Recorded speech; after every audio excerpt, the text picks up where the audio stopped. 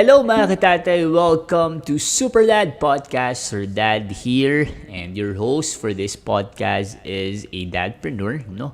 A dad who juggles his responsibility as a dad and as an entrepreneur at the same time, no? So, basically, in this Super Dad Podcast, we discussed the usual topics where the girls or the women discuss. But this time in Super Dad Podcast, it is a dad who will discuss to you about parenting, family, relationship, and sometimes an entrepreneurship because that's a very important ingredient in for you to achieve freedom of time where you can fulfill your daddy duties while still working, no? So this episode 6 na to ng ating Super Dad Podcast ay exciting at napakasaya ng topic natin. At sigurado maraming makaka-relate na mga katatay natin dito sa ating episode na ito, no?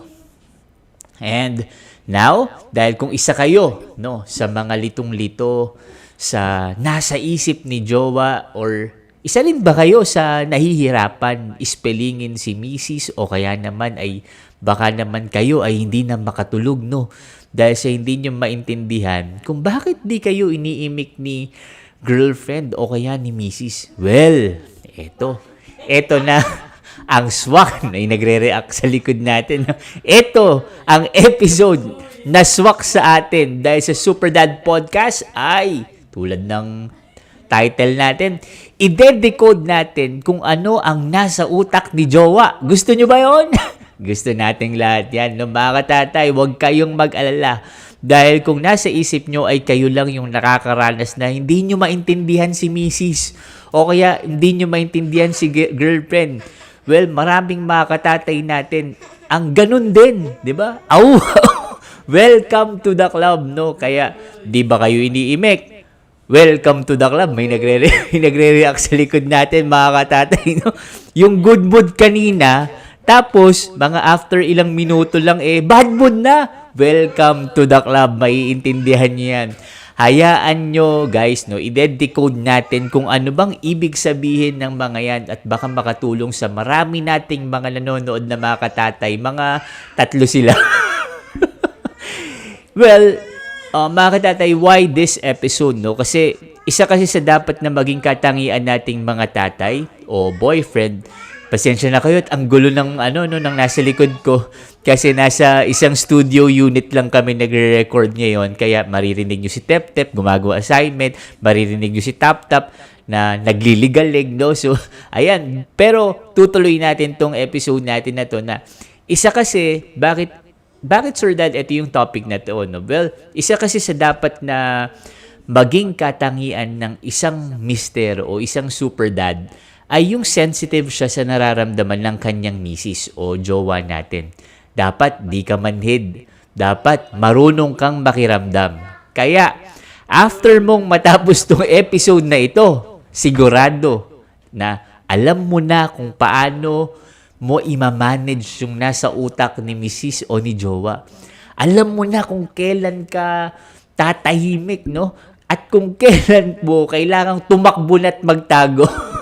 No, dahil sa episode na to, i-decode natin kung ano ang nasa utak ni jowa. Well, eto, no, may mga scenario tayong nilista dito, mga katatay, no?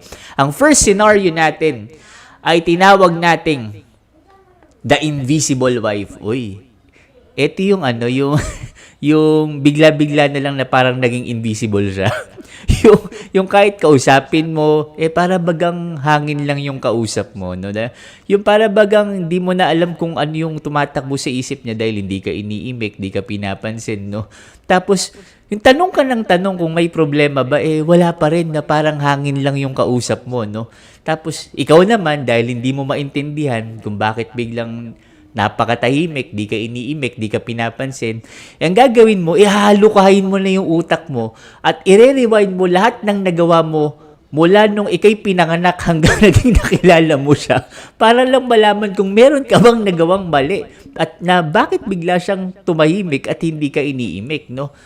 Oh, well, pagka naranasan nyo to, mga katatay, no, ang kailangan nyo lang gawin ay palipasin. Bakit? Kasi ito yung panahon na kailangan lang nilang mapag-isa.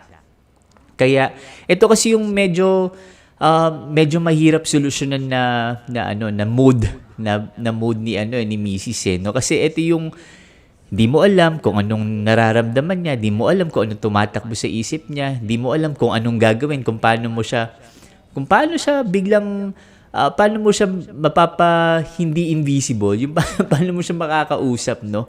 Kaya lang ang sasakit lang kasi yung ulo mo pagka pinilit po ng pinilit na hindi ka kinakausap, gusto nga niyang invisible muna siya, di ba?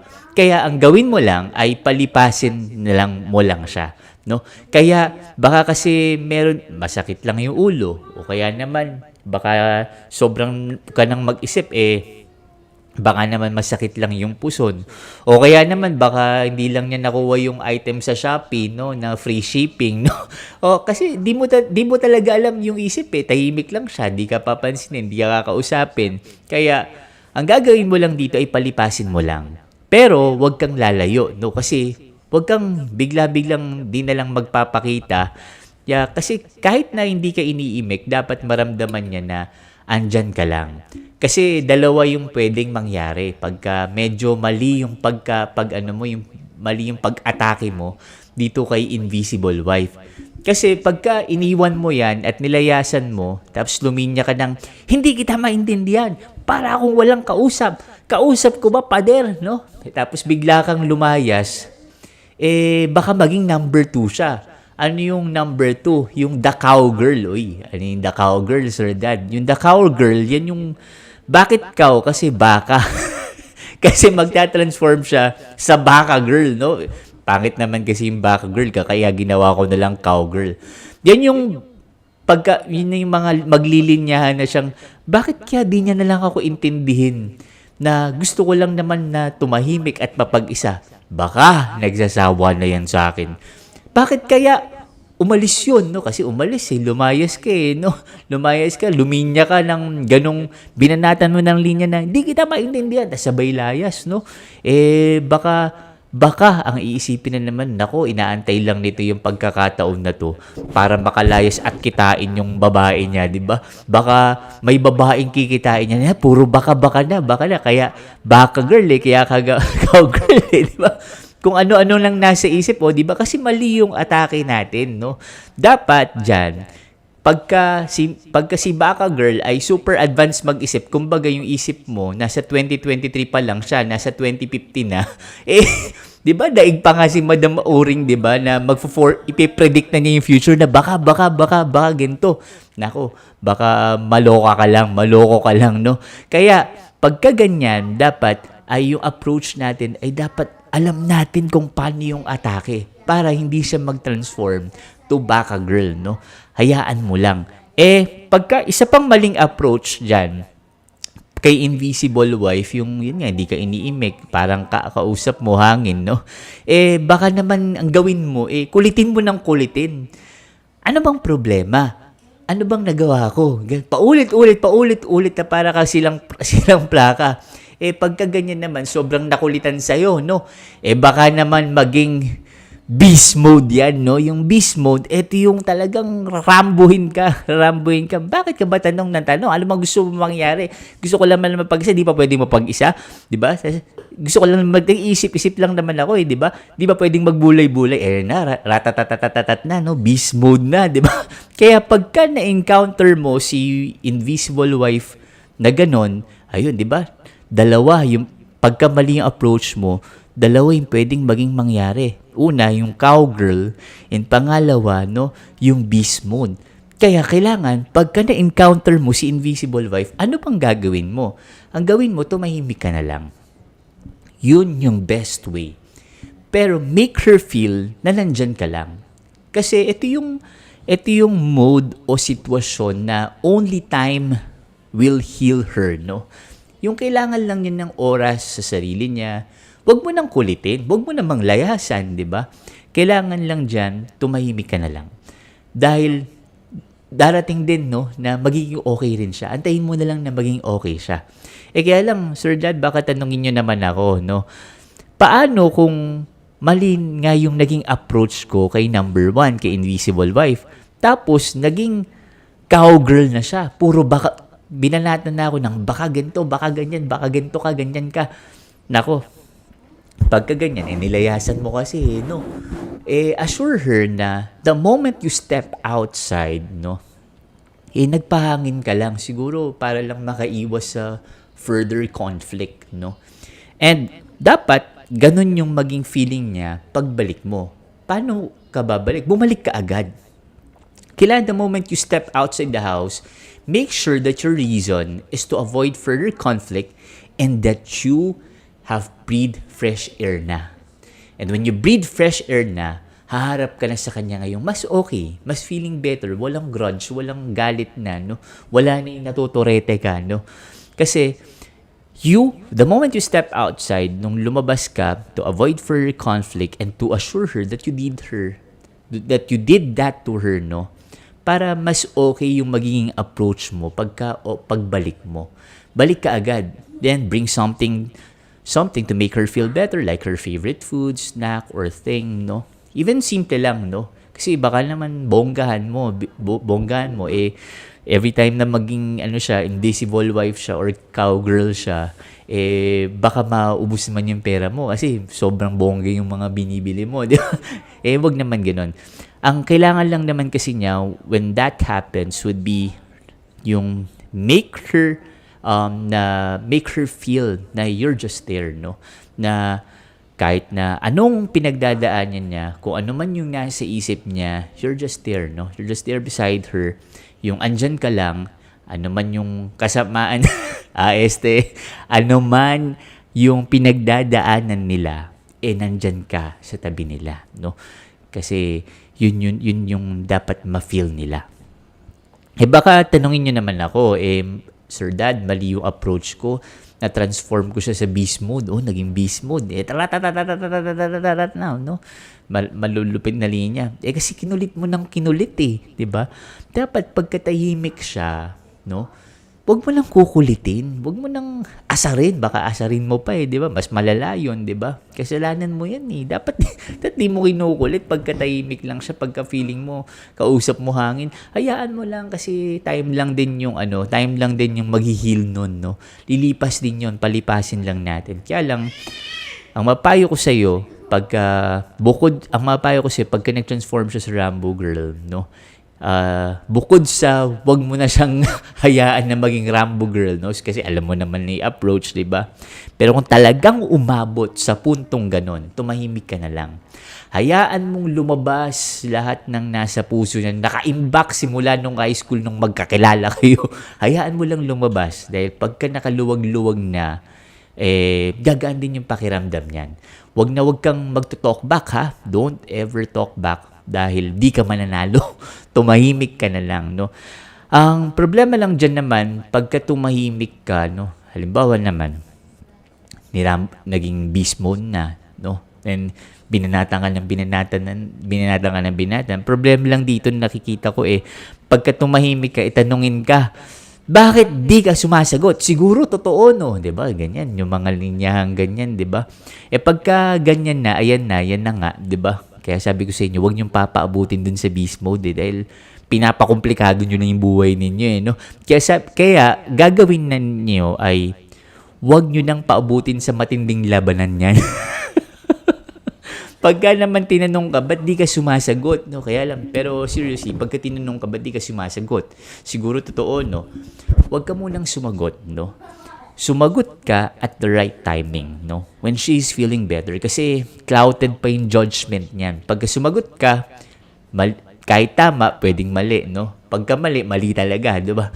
Baka ang tingin niya sa anumang sagot mo, since clouded pa yung isip niya, di pa siya okay, mapasama ka pa, di ba?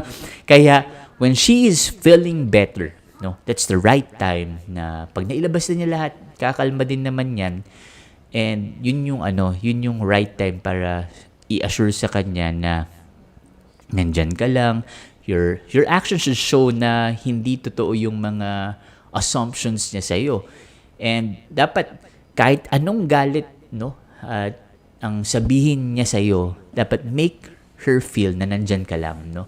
Kahit ano mang assumptions o ano man ang ibato niya sa'yo, no? Make her feel na andyan ka lang at mahal mo siya. Yun lang naman yung kailangan nila, no? Yung assurance na ganun at yung ma-feel nila na bakit ganun? Ano man yung masamang sinabi ko sa kanya, okay pa rin siya, no? Nandyan pa rin siya, di siya umaalis sa akin, mahal pa rin niya ako. Yun yung mahalaga doon, no? So, ayan na. Tatlong ano na yun, tatlo na yung nade-decode natin, Yung number 4, ito, number 4. Yung number 4 naman, ito, dabugizer mode, no? O bagong term yan, Ano naman yung dabugizer mode? Yan yung nagdadabog na, nakikita mo na parang may banda na sa kusina, no? Nagtutunugan na yung mga plato, yung mga baso, yung mga kutsara, no?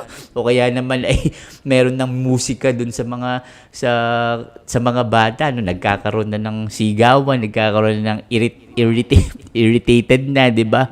Pagka ganyan nasa dabugizer mode na, ano na pong gagawin ko, Sir Dad? Ang ibig sabihin lang niyan, baka pagod na yan, no? Baka pagod na yan. Pagka pagod na, syempre kuhain mo na kung ano mang gawaing bahay, tumulong ka na. Kung naiirita na sa mga bata, dahil talagang dumadating sa puntong gano'n na sobrang kukulit ng mga bata, kunin mo na yung mga bata. It's your turn to shine. Ikaw naman ang kumuha sa kanila, no?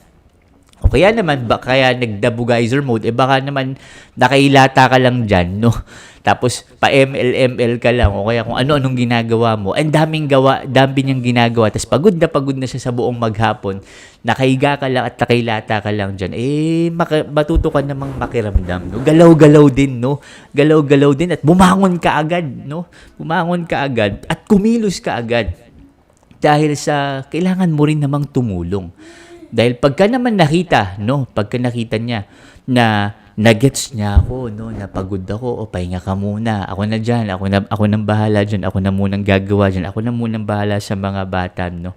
Pagka nakita niya, naiintindihan mo siya, magiging okay yun. Huhupa yung dabugizer mode, no. Yung dabugizer mode to calm mode, no. So, maging kalmado naman siya. Yun. Yung number 4 na dinrecode natin. Number 5 naman, no? Ito yung number 5, matindi to. Yung the biglang pipe mode, no? Alam nyo ba to? Na-experience nyo ba itong biglang pipe mode? Yung ganda-ganda ng usapan nyo, tapos ikaw naman, sarap na sarap kang magkwento. Ganda smooth, tapos ang saya-saya. Tapos ganda ng batuan ng ideas, ng kwento, tapos biglang boom! Tahimik, no? Biglang pipe. Biglang tahimik. Ikaw naman, gagawin mo, babalikan mo yung pagkahaba-habang sinabi mo in just 1 second dahil halukain mo kung anong meron ka bang nasabing masama dun sa mga statements na binanggit mo kanina. Ay siya, bilis-bilisan mo pagka ganyan, no? Dalawa lang kasi yan. Either sobrang dami mo lang sinasabi na hindi na siya makasingit, hindi na siya makapagsalita, o kaya naman ay talagang meron siyang di nagustuhan doon sa sinabi mo. Ang solusyon dyan, pause. Tumahimik, pause ka rin. Baka naman dumiretso ka pa, di ba? Pause. Stop, no? And if you think na meron ka talagang nasabing hindi okay, apologize, no? Apologize, no? Tapos, then, tahimik ka na lang. Pag hindi ka pa rin inimik, after you apologize, tahimik ka na lang muna. Pause nga, di ba? Yun yung pinakasolusyon. Kasi pagka kinulit mo yan, promise, no? Huwag mong gawing World War III, World War IV, ang probinsyano war, no? Dahil pagka kinulit mo ng kinulit, no? Bigla na ngang tumahimik, kinulit mo pa rin ng kinulit, nako, gulo yan, no? Huwag ka nang maghanap ng gulo, tumahimik ka na lang dahil mahihimasmasan yan, no? And if talagang yun nga, may nasabi kang di talaga niya nagustuhan, no? You may apologize now, pero if you really have to explain, don't explain now. Palipasin mo muna. If medyo nakita mo, medyo okay na siya, no? Doon ka mag-explain. Siguraduhin mo lang yung explanation mo is in a subtle manner, no? In a way that it's acceptable. Dahil onting mali lang dyan, ako po, para yung taking time bomb, no? Pag mali yung pagkaka-explain mo, baka sumabog, no? So yan, yung biglang pipe mode, mga katatay. Mayroon ba kayong mga natututunan? Next naman tayo, no? Ayan na, 19 minutes and 42 seconds na tayo. Alam niyo naman, pagka pumasok tayo sa 20-minute mark, ika-cut ko, tas bigla tayong babalik, no? Dahil 20 minutes lang yung nako-cover ng camera natin, no? So, I-pause ko na ngayon para hindi kayo mabitin, no? Dahil pagkatapos kong i-pause ito, lilipat tayo dun sa next, no? Which is yung secret. Okay, pause ko muna. 1, 2, 3. Okay, ayan. Okay na ulit. Magbabalik tayo. So, next na tayo, no? So, ang next natin is the laser eye, no? Ayan, marami talaga tayong mga terms na natututunan dito on how to decode yung brain cells ng ating wife, no? The laser eyes, ito siya yung tingin pa lang, talagang yung balahibo mo nagtataasan na, no? Yung damit mong parang unti-unting bumabaliktad, no? Pagka na laser eye ka, katatay, nako, umayos-ayos ka na, no?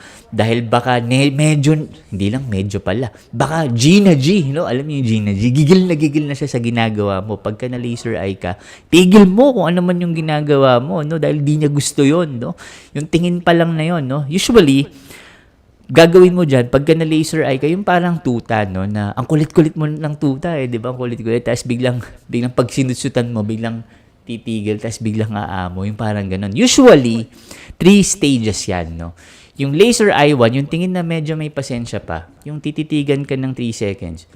Tapos, minsan, nami-misinterpret mo pa na, ay, baka tinititigan lang ako na gogopuan lang siguro sa akin to. No? Yun yung stage 1. Yung stage 2, yung laser eye 2, na medyo kumunot ng onti yung noo, pero para bagang nagtataka sa ginagawa mo, no? Yung ganung stage, no? Pagka ganun, medyo minsan hindi mo pa rin magets, Pero pag dumating na yung stage 3, nako, strike 3 ka na. Yan yung alam nyo na, no? Yan yung nakakataas balahibo na talaga na tingin na ganyan, no? Kaya magtigil-tigil ka na, no? Pagka naabutan ka ng laser eye, no? Next na i-decode natin is ito naman, yung rest back wife, no? Alam niyo yung rest back wife? Ito yung biglang magkukwento sa iyo out of nowhere na naapi siya, o kaya may nag-agrabyado sa kanya, o kaya feeling niya ay talo siya, o kaya pinahiya siya, no? Na kahit ang kwento niya ay naunahan lang siya sa live selling, o kaya nasagi lang unti ng kapitbahay, tatakbo sa iyo, no? Na feeling niya kailangan niyang rumest back. Yung minsan, kahit siya pa yung mali, pero hahanap siya ng kakampi na papanig sa kanya. Ay siya. Yan na yung sinasabi nating rest back wife. Ang gagawin mo lang dyan, mga katatay, ay kampihan mo siya. No? Yes man ka.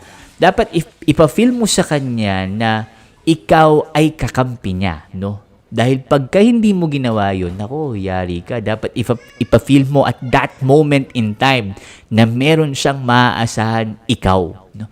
Na meron siyang kakamping ikaw. No?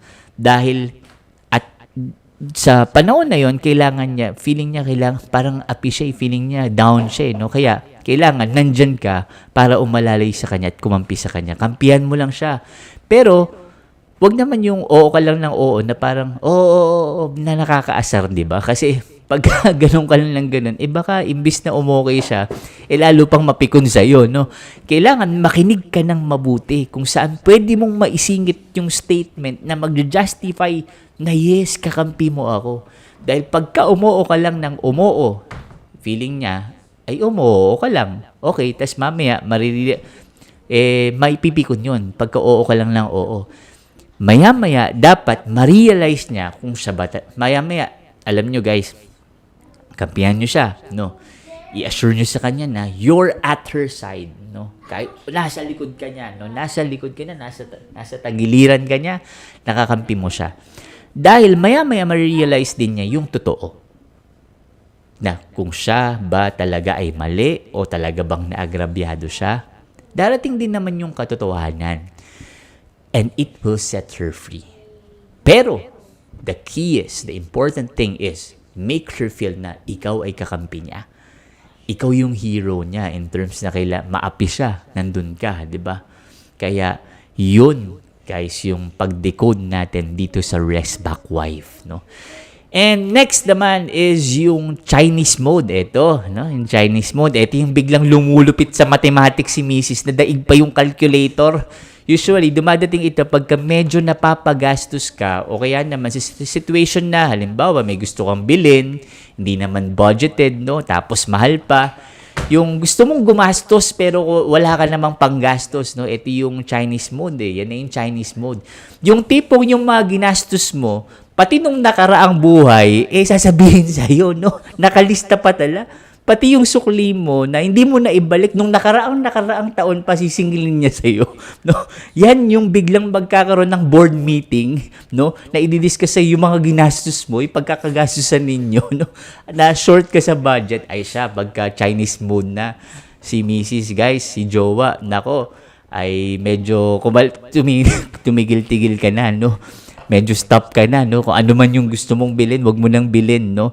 Dahil yan na ang Chinese mode na misis, diba? Kaya, ang gagawin mo lang ay sabihin mo lang naman na reassure mo lang, pakinggan mo lang siya, wag mo siyang sasabihin, hayaan mong palipasin at matapos yung kanyang report na inano niya sa mga expenses, mga pagkakagastusan, yung mga pinaglalaanan, yung mga savings, lahat ng yan, no? Huwag mo ikakat yung lecture niya dahil baka mayari ka, tapos bukas o makalawa, okay na. Natapos na, na-present na niya yung lecture, nakapag-lecture na siya, no? Saka mo siya kausapin. One is, you can assure her na you're doing something to help out on your budget, 'di ba? Tapos you're proposing amendments or kung paano kayo makakatipid, no? Kung paano niyo mapagkakasya yung budget na meron kayo, no? Kasi yung pag-propose ng ganon, it would make her feel na, uy, nakikinig pala sa akin si Mister, no? And he's accepting the facts that I raised, no? When yung about finances, no? Which is, this is a wake-up call din sa atin, mga katatay, na when sometimes talagang may point sila which is, yun yung dinidiscuss nila. Kaya tayo naman dapat magising tayo dun sa katotohanan. And we should not have pride na hindi mo i-accept even if it's true, no? So you have to accept the fact that it's true. And if it's true, no, especially if it's about finances, no, as your role as a husband is to accept the fact and to make proposals on and decisions on how you can improve your budget. Kung paano kayo makakatipid, no, kung paano mo na kinonsider mo yung mga points niya about finances na ito naman yung gagawin ninyo, no. Halimbawa, you make side hustles, no. Oh, short pala yung budget natin. What I'll do is I'll make a side hustle in order to improve our budget, ganun. So, yan si Chinese mode wife, guys, no. Huwag niyong sasabayan, no. Huwag niyong sasabayan dahil pagka nagsabayan kayo, Clash of the Titan yan, no. Huwag niyong gagawin yun, no. Next tayo, guys. Malapit na tayo matapos. Onting tiis na lang, no. Next is yung Gigi mode. Ito yung Gigi Delan na mood, no? Kilala niyo ba si Gigi Delan? Ito yung kanta si Mrs. Ang saya-saya niya. Ito yung sigurado may nabili siya sa Shopee na gustong-gusto niya na sobrang mura, free shipping pa, di ba? O kaya sa Lazada. Aba, pagka ganito ang mood ni Mrs., wag kang gagawa ng something na ikasisira ng mood niya. At pagka kinwento niya na masayang-masaya siya, dapat ipakita mong legit na masaya ka rin at nakikisaya ka rin sa kanya. At kasi isang kembot lang na mali, extremes yan, no? Yung saya-saya niya taas dito, saya-saya niya. Tapos biglang may nagawa kang mali, extremes yan na matindi, no? Kaya, gawin mo ay suportahan mo yung kasiyahan niya. Supporter, Gora, di ba? Gora, suportahan mo yung kasiyahan niya, no? Dapat kasi happy ka. Dapat legit yung happiness mo rin. For obvious reasons, no? Because the girl whom you want to make happy, which is your wife, diba, is happy, no? So why you shouldn't be happy on that, diba? Yan yung Gigi mode, guys, no? If she's happy, legit dapat na happy ka rin, no? Kasi you always wanted to make her happy. And now that she's happy, you should be happy, diba? Parang yun, diba? Parang, rhythm ba yun? Gawin na natin kanta yun, no? So, next! And the final mode na dinecode natin sa episode na ito is yung naligo mode, no? Ito yung naligo mode, guys, no? Ano ba yung naligo mode na to? Ay, ito yung naligo si Mrs., di ba? Ang bango-bango, ang tagal sa CR, ilang lotion na ata pinahid niya, no? At alam mo na yan, pagka naligo si Mrs., no? Alam niyo na ba, guys? Comment down below. Pero hindi yun yung iniisip ninyo, guys, na, no? Etong naligo mode is the perfect time to compliment her. Sabihin mo, ang bango naman, 'di ba? Ganda naman, sexy naman, 'di ba? Ang kinis naman, 'di ba? Compliment her, no? And this is the perfect time to do that. 'Di ba? Kasi yan yung gusto nila, no? Kasi nung nagkaasawa na tayo, honestly, nung nagkaasawa na tayo, medyo hindi na natin siya na-compliment, no? Especially nung medyo may mga anak na, no? This is the perfect timing, no, to do that, no. Minsan nahihiya tayo to voice out ng ganda ni Mrs. Ang sexy naman niya, 'di ba? Ang bango-bango naman, no. Just kasi yun yung pag-compliment na yun, it boosts her confidence, no. Na kahit na may anak na, kahit na pagod siya, it makes her feel pretty, it makes her feel beautiful, no. If you can voice out that, no, kasi meron talaga na hindi talaga no, hindi ma-voice out yung ganon. Parang yung di man, ano bang tawag doon, yung di ma-voice out, no? Hindi naman showy, eh. Basta comment down below na lang. What you should do is, kung di mo talaga masabi, yakapin mo na lang siya. Or cuddle, no? Simple cuddle, simple hug, or simple cuddle is enough, no? If you can voice it out, no? Kasi malaki epekto niyan sa kanya. It boosts her confidence and it makes her feel na you appreciate her, no? In spite of na mga na medyo nadagdagan ng timbang niya, 'di ba? Because of getting pregnant, no? It would boost her confidence, no? Kaya this is the perfect timing yung naligo mo, no, to compliment her. So abangan nyo yan, guys, no? Abangan nyo yung naligo mo na yan. O, 'di ba? Mga katatay, mas naintindihan nyo na siguro si Jowa ngayon, no? Disclaimer, guys, na ito ay ginawa natin hindi para siraan ng ating mga misis, Dahil pagka ganyan ang pananaw mo sa episode na ito, nako, negative ka, no? Bawal nega dito, no? This episode is created for us to understand more our wife, our jowa, our girlfriend, no? In an entertaining way. This is one of the reason why having a wife or a husband, you know, it's so fun because you get to discover something from her or him, no, day by day, which makes you love her more, no. This also spicing up yung relationship ninyo, no, kasi ang pangit naman pagka yung ano ninyo, yung sitwasyon niyo yung ganyan lang, plain lang, 'di ba? Yung mga ganyang situations, spicing up the relationship niyo. Kasi yung love is not just accepting love, but giving love and letting her know that you are beside her in spite of and despite of everything. Na kahit anong sinabi niya sa'yo, kahit anong mood swings niya, nandyan ka pa rin. And that you love her. The key to a successful relationship, guys, is you have to be sensitive on what your partner feels, no? Kailangan alam mo, malakas yung pakiramdam mo kung ano yung nararamdaman niya, kung anong gagawin at kung paano ka adapt sa mood swings niya at sa kung anong nararamdaman niya on a specific and different situation. Na nandyan ka pa rin, kahit na anong mood swings yan, no? Kahit anong sungit yan, nandyan ka pa rin sa kanya. Diba? That is the key to a successful relationship. At ayan na nga, mga guys, no, sana marami kayong tutunan sa mga na-decode natin, no, sa brain cells ng ating jowa, no. At ano yan, parang COVID variant yan, yung brain cells sa jowa na. Marami pang mag-e-evolve dyan, marami pa tayong madidiscover as time goes by. And all you have to do is to be patient and be understanding and love her, no, every day, in spite of that, no. And also, kailangan ay pasensyoso ka, no. Kailangan ang lalaki, ang husband, dapat mahaba yung pasensya and open-minded. And yun nga, sensitive on what kung paano mo ka mag-a-adapt, no, at yung sa nararamdaman ng iyong partner or ng iyong misis. Kaya ayun, guys, kung meron pa kayong mga alam na mga or mga na-decode na mga nasa isip ni Mrs., no, na hindi pa magets ng iba, na hindi pa natin na-decode dito sa episode na ito, makikisuyo kami sa inyo. Comment down below at i-discuss natin yan dito sa Super Dad Podcast on our next episodes, guys, no.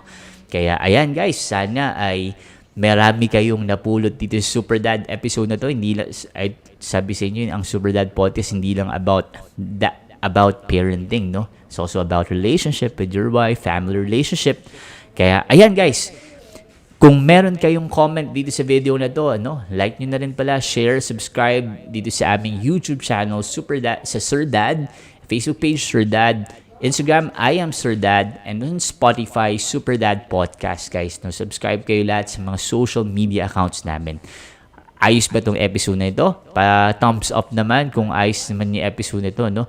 Kaya, at sana nakatulong ito, no, na sa atin, no, kasi kailangan natin magkaisa, no, para matiyak na si wife ay happy. Dahil sa happy wife is a happy and peaceful life, mga katatay. Salamat mga katatay, and see you again on our next episode here on Super Dad Podcast. Bye guys!